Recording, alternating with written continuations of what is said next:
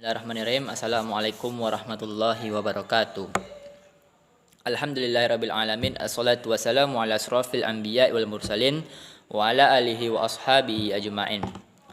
Pertama-tama marilah kita panjatkan puji dan syukur kita kehadiran Allah Subhanahu wa taala yang telah memberikan kita kesehatan dan kesempatan. Selawat dan salam semoga senantiasa dilimpahkan kepada arwah baginda Nabi Muhammad sallallahu alaihi wasallam. Allahumma shalli ala sayyidina Muhammad wa ala ali sayyidina Muhammad. Assalamualaikum ya Rasulullah. Baiklah, sebelumnya perkenalkan, nama saya Zil Adli Kemal dari UIN Suska Riau, dari Fakultas Dakwah dan Komunikasi, dari Manajemen Dakwah, dari Prodi Manajemen Dakwah. Di sini saya akan mencoba menjelaskan dari perintah berdakwah. Ditinjau dari segi etimologi, dakwah berasal dari bahasa Arab yang artinya memanggil, menyeru, ataupun mengajak. Dari tata bahasa Arab yang berasal dari kata isim masdar, yaitu berasal dari fi'il da'a yada'u, artinya memanggil, mengajak, ataupun menyeru. Kita lihat dari sejarah dakwah. Sejarah dakwah dimulai semenjak 17 Ramadan ketika ayat Al-Qur'an diturunkan kepada Rasulullah sallallahu alaihi wasallam yang berbunyi, A'udzubillahi minasyaitonirrajim. Bismillahirrahmanirrahim. Iqra' bismi rabbikal ladzi khalaq, khalaqal insana min 'alaq, Iqra' wa rabbukal akram, alladzi 'allama bil qalam, 'allamal insana ma lam ya'lam. Bacalah dengan nama Tuhanmu yang menciptakan, yang telah menciptakan manusia dari segumpal darah. Bacalah dan Tuhanmu Maha Pemurah, yang mengajar manusia mempergunakan pena, yang mengajar manusia apa yang belum diketahuinya.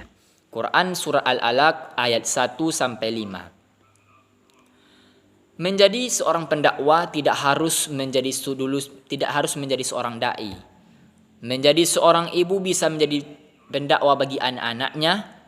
Seorang mahasiswa bisa menjadi pendakwah ketika mengajak teman-temannya, ketika mengajak sholat 5 waktu atau sholat berjamaah di masjid. Kuntum khaira ummah, dalam firman Allah Subhanahu wa taala berfirman, kuntum khaira ummah, kamu umat terbaik, ukhrijal linnas, di antara sekian manusia. Kuntum khaira ummah, ta'muruna bil ma'ruf, yang bisa mengajak kebaikan, wa tanhauna 'anil munkar, dan juga bisa mencegah dari kemungkaran. Baiklah, di sini saya juga menjelaskan dari tujuan dari berdakwah. Tujuan dari berdakwah, sesungguhnya Allah telah mengutus para rasul sebagai pembawa berita pahala dan sebagai berita siksa, dengan tugas memperkenalkan Allah kepada seluruh manusia dan membimbing mereka ke jalan yang lurus. Jalan lurus yaitu jalan kebaikan sesuai yang disyariatkan oleh Allah Subhanahu wa taala. Dan dakwah jelas terbuka bagi umum untuk khusus. Ia memprihatinkan garis-garis yang paling lurus, halus dan mendasar. Dalam memanggil manusia kepadanya, dasar dakwah ialah penglihatan, logika, dan kebenaran. Tiangnya ialah dalil yang bukan paksaan dan tidak berdasarkan syubhat. Selanjutnya saya akan mencoba menjelaskan dari kewajiban berdakwah menurut Al-Quran dan hadis. Berdakwah dan segala bentuknya adalah wajib hukumnya. Setiap muslim, misalnya ma'ruf nahi mungkar, berjihad, memberi nasihat dan sebagainya. Watawasau, bahwa hukum Islam tidak mewajibkan bagi umatnya untuk selalu mendapatkan hasil semaksimalnya, akan tetapi usahanya lah yang diwajibkan semaksimalnya, sesuai dengan firman Allah Subhanahu wa taala, wal takum minkum ummatun yad'una ilal khairi wa ya'muruna bil ma'ruf wa yanhauna 'anil munkar wa ulaika humul muflihun. Dan hendaklah ada di antara kamu segolongan umat yang menyeru kepada kebajikan, menyuruh kepada yang ma'ruf dan mencegah dari yang kemungkaran. Merekalah orang-orang yang beruntung. Quran surah Ali Imran ayat 104. Dalam sebuah hadis, Rasulullah sallallahu alaihi wasallam pernah bersabda, an Abdillahi ibnu Umar anin Nabi sallallahu alaihi wasallam qala balghu anni walau ayah. Sampai dari Abdullah bin Umar radhiyallahu an dituturkan bahwasanya Rasulullah sallallahu alaihi wasallam pernah bersabda, sampaikanlah dariku walaupun satu ayat.